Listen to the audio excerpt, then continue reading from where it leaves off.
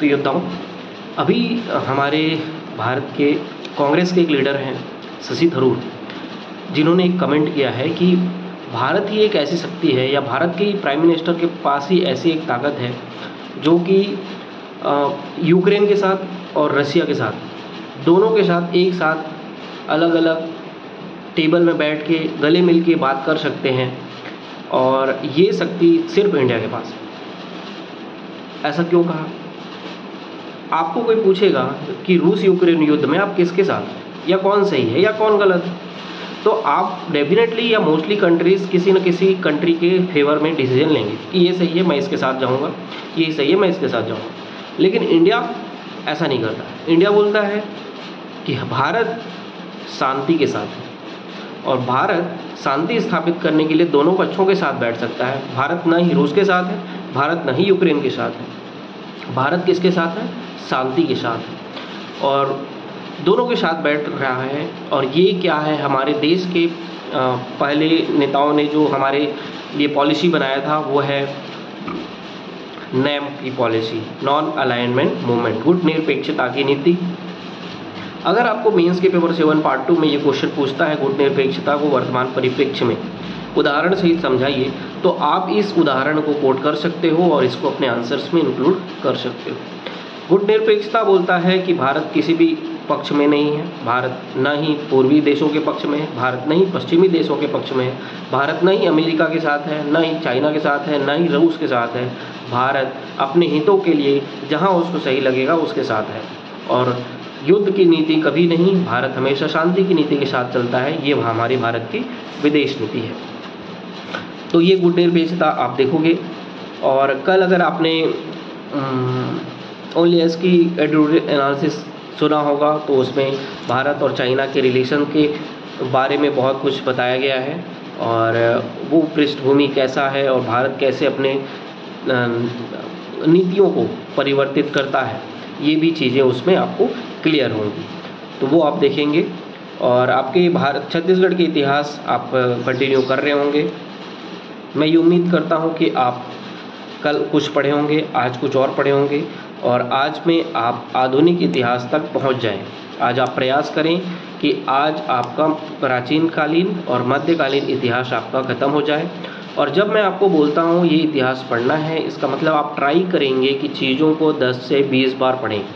जितने अधिक बार आप पढ़ेंगे चीज़ें उतनी आपके दिमाग में बसती जाएंगी। आपका जितना ज़्यादा रिपीटेशन रिवीजन होता है आप उतने डायरेक्टली प्रोपोर्शनल हो जाते हैं सिलेक्शन के।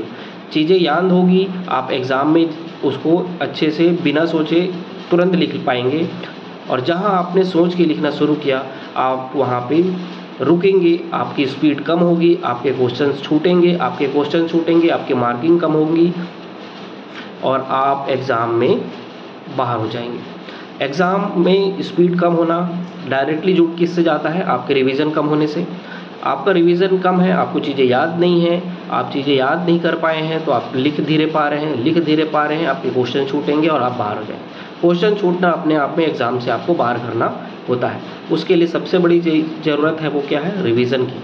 आप अभी छत्तीसगढ़ के इतिहास को प्रीलिम्स में कई बार पढ़ चुके होंगे, आप लंबे समय से तैयारी कर रहे हैं, उस समय कितने बार पढ़े होंगे, अभी आप फिर से बहुत बार पढ़ रहे होंगे।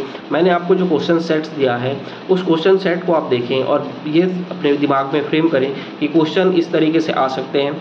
ओल्ड क्वेश्चन पेपर जो CGPSC द्वारा आज तक पूछे गए हैं उसको देखिए, और ये सारी क्वेश्चंस को देखने के बाद आपके दिमाग में एक फ्रेम बन जाएगा कि छत्तीसगढ़ के इतिहास से कैसे क्वेश्चन बनते हैं। और अगर आपको कोई पूछे कि पेपर नंबर 3 में सबसे ज़्यादा स्कोरिंग कौन सा पार्ट है, तो वो है छत्तीसगढ़ का इतिहास। आप नहीं भारत के इतिहास, न ही पब्लिक एडमिनिस्ट्रेशन, न ही संविधान, किसी में भी स्कोर नहीं कर पाओगे। आप स्कोर कर पाओगे तो छत्तीसगढ़ के इतिहास में। तो जो चीज़ें स्कोरिंग है उसके ऊपर आपकी एफर्ट ज़्यादा होनी चाहिए। आप प्रयास करें कि उसको बहुत बार पढ़ें और चीज़ों को याद कर लें। मैथ्स की भी प्रैक्टिस आपकी कंटिन्यू रहेगी। जो टॉपिक आपको मिला हुआ है उसकी आज प्रैक्टिस टेस्ट के क्वेश्चन मिलेंगे, आप उसको बनाने का प्रयास करेंगे और चीज़ें आगे कंटिन्यू रहेंगी। मैंने आपको बोला है जो भी छत्तीसगढ़ के टॉपिक आपको याद नहीं है, रात को सोने से 1 घंटे पहले आप उस टॉपिक को अपने डेली शेड्यूल में शामिल करो। आपको अगर शब्दकोश याद नहीं है, शब्दकोश याद करो, साहित्यकार याद नहीं है, साहित्यकार याद करो। आप जो भी चीज़ें याद नहीं है, वो भाषा डिवीज़न याद नहीं है, उसको याद करो और रात को 1 घंटे सोने से पहले उसको दो और सुबह उठ के आप हिंदी को दो और ये सारी चीज़ें आपकी कंटिन्यू होनी चाहिए। मुहावरा में पहला क्वेश्चन आप लिखोगे, खून सफ़ेद हो जाना, खून सफ़ेद हो जाना, खून के घूंट पीना,